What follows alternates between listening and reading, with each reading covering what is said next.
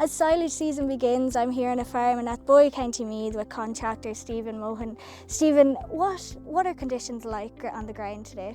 Conditions have improved a lot. We started mowing on Sunday and Monday. We thought we were going to be in trouble, ground was soft, but it's after drying out well now in the last few days, so we're happy enough. And how delayed are you in terms of cutting? We're not too bad, I suppose. We're probably relatively going on schedule, but a lot of grass is coming on now earlier than we thought, even with all the wet spells. So look, there is a bit of pressure on now again, you know. And in terms of the quality of the silage, would you say it differs in any way this year in comparison to other years? But it all seems to be fairly good now. The dry matter is fairly good, like for the time of year. We can't believe how quick it's drying out. So whether that's a deficiency in grass from something to do with all the rain, I don't know, but it's drying out well fairly quickly. And as a contractor, I'm sure you're all around the country at the minute. What areas are you working in, and would you say that there's any that are completely untouchable at the minute? We're not too bad, I suppose. We're trying to cut silage, we're sowing maize. Maize is probably the biggest hole up at the minute. The ground is slow to dry for that job, okay. As a contractor as well, what would you say the main pressures are this year? The weather, I suppose, is after the main effect.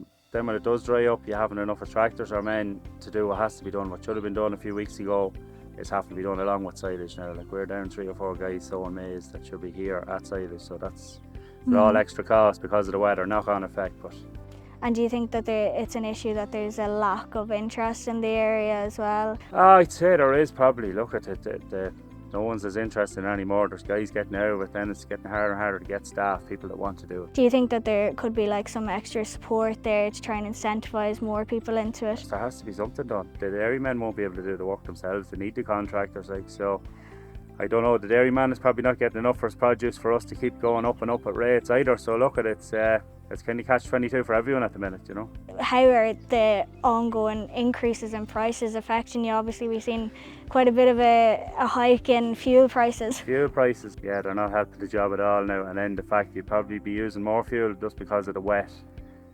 You have heavier loads to draw, even to do with ploughing or tilling, it's a lot harder work, you know what I mean? And then down to machinery, parts are gone really expensive, machinery are gone really expensive. So look at it, it's not, it's a fine line with margin at the minute, you know.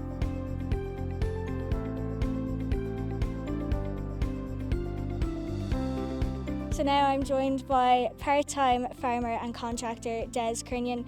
Des, what would you say the weather is like this year in comparison to other years? Well, for the last 12 months it's been horrendous. Since last June we've continuous rain, and you can see here, even in good Meath land, we still have wet spots and we're causing some tracks. But we have a good week coming, everyone is really busy and we're starting to catch up. A lot of people are cutting silage now just to clean up grass, to get fertiliser spread, to get a good second cut. So it's a little bit difficult to know, but the grass has to be cleaned up, and we're hoping that if the weather settles for the rest of the year, it'll be okay. But if it doesn't, or if it becomes too dry, we could be into a real serious situation because there's no stocks left on any farm. There's no silage stocks from last year. And so Des, would you say that this is the worst year you've ever seen? Unfortunately, at 54, it probably is one of the worst years. I remember 85 and 86, which exactly the same. It rained for 12 months. It was terrible, and we've very similar situation here. And in terms of costs then on farms as well, is that also impacting contractors? It's been huge, well, for contractors and for farmers. So farmers have been feeding a lot more meal, buying in meal and silage over the winter, and that's affecting milk prices. Milk yield has been down. Cows haven't been out earlier. There was associated health problems, associated stress with managing a farm. Because your cows are in, you're behind, there's a huge stress factor as well. And then you add up cutting wet silage on wet ground is more diesel, is more stress. So it's an extra cost, and it's a financial and it's also a mental cost people forget about. The biggest problem you have is, I think the farmer doesn't see the professionalism of a contractor sometimes. So to get a driver, it's seen as a part-time job, or it's seen as, and it should be more professionalised. And then the farmer has to realise there's a massive investment, capital investment, and there's a massive ongoing, a cash flow issue with staff, with diesel, with tyres, with maintenance and depreciation.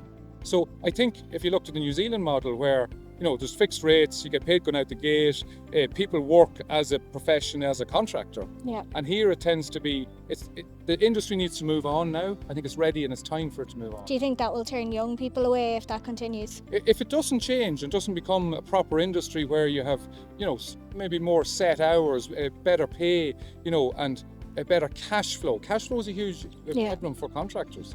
You know, contractors are not banks. They're not lending facilities. You know, and there's something seen as that. You know, so, and with the amount, you see the amount of money that's invested nowadays. It's a huge business, but maybe not seen as professional as it should be.